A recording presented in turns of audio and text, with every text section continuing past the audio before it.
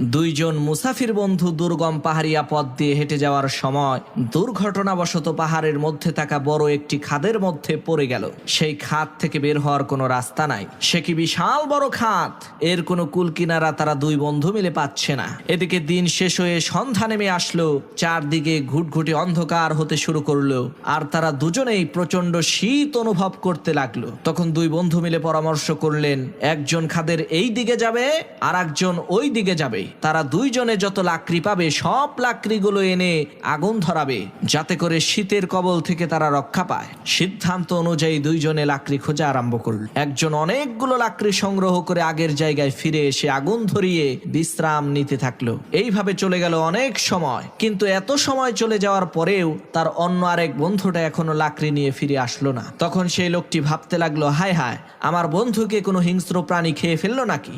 সে কোথায় গেল, তাকে তো খুঁজে পাচ্ছি না।